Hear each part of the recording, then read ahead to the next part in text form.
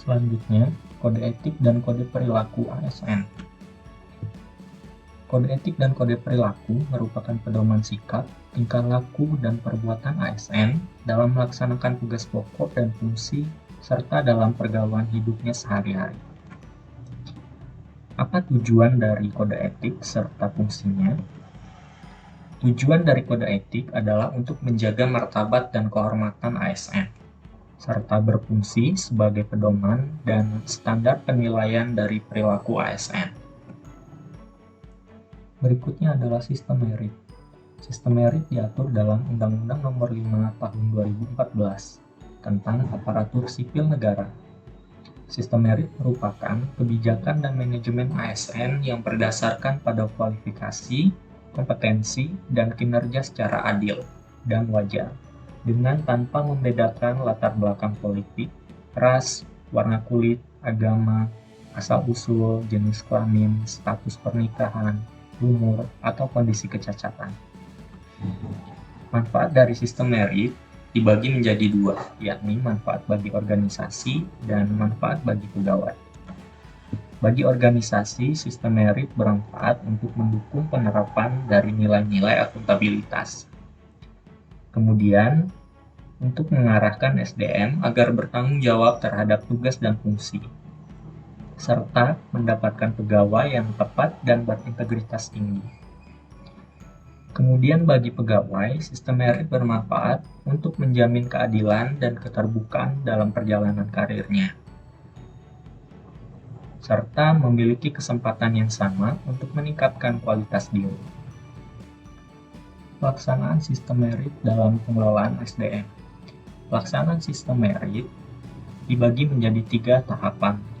Yang pertama adalah tahapan perencanaan, kemudian tahapan pengadaan, dan terakhir adalah tahapan penempatan.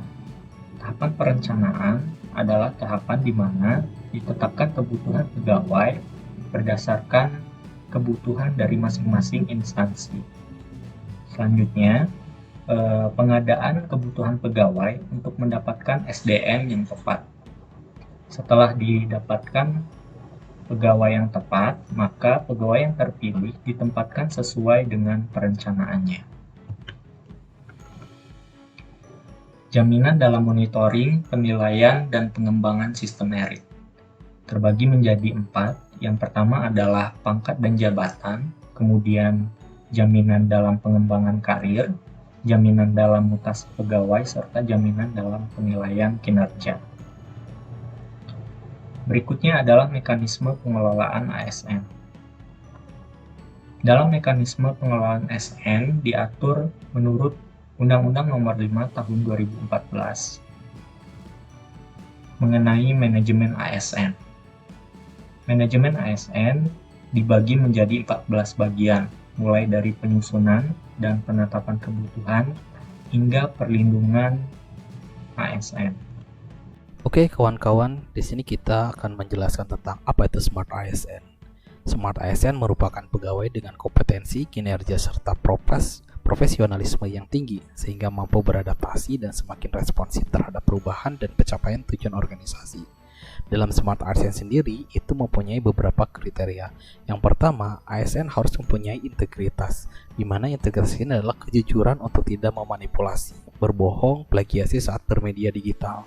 Yang kedua adalah nasionalisme.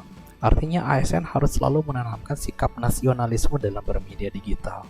Yang ketiga adalah profesional. Artinya Smart ASN ini harus bisa menjalankan profesinya secara benar dan sesuai etika. Yang keempat, kriterianya adalah keramah tamahan, di mana sikap berinteraksi dalam bermedia digital dengan kelembutan tutur kata dan bahasa. Yang kelima adalah wawasan global. Artinya di sini ASN harus memiliki pandangan atau sikap yang mendunia. Yang keenam adalah bahasa asing. Di sini ASN harus memiliki kemampuan dalam berbahasa asing, terutama bahasa Inggris sebagai bahasa internasional. Yang ketujuh adalah pemahaman IT. Artinya memahami perkembangan informasi teknologi dan mampu menggunakannya. Dan yang kedelapan yang terakhir adalah networking entrepreneurship. Artinya seorang ASN harus bisa membangun hubungan yang paling menguntungkan dengan pelaku bisnis, klien, atau stakeholder lainnya. Dalam Smart ASN ini juga terdapat istilah literasi digital, di mana literasi digital untuk ASN adalah kompetensi yang mencakup kemampuan kerja setiap individu yang meliputi lingkup pengetahuan, keterampilan, dan sikap kerja di era digital yang sesuai dengan standarisasi yang diharapkan masing-masing instansi. Ada 4 fondasi literasi digital. Yang pertama adalah digital skill, di mana mampu memahami perangkat keras dan perangkat lunak serta sistem operasi digital. Yang kedua fondasinya adalah digital culture, di mana ASN mampu membangun wawasan kebangsaan dalam berinteraksi di ruang digital. Yang ketiga adalah digital etik, di mana ASN mampu menyesuaikan diri, berpikir rasional, dan mengutamakan etiket. Dan yang terakhir adalah digital safety, artinya ASN mampu meningkatkan kesadaran perlindungan dan keamanan data pribadi. Dan apa sih implementasi dari Smart ASN itu? Nah, ini ada 3 contoh implementasi dari Smart ASN. Yang pertama adalah media sosial. Artinya, ASN harus mampu menggunakan media sosial sebagai platform digital untuk memberikan informasi yang bermanfaat bagi masyarakat. Contoh yang kedua adalah e-learning. Artinya, ASN harus mampu menggunakan platform e-learning untuk belajar secara daring dimanapun dan kapanpun tanpa batasan waktu dan tempat. Dan contoh yang ketiga adalah e-payment. Artinya menggunakan platform e-payment untuk memudahkan transaksi keuangan secara elektronik.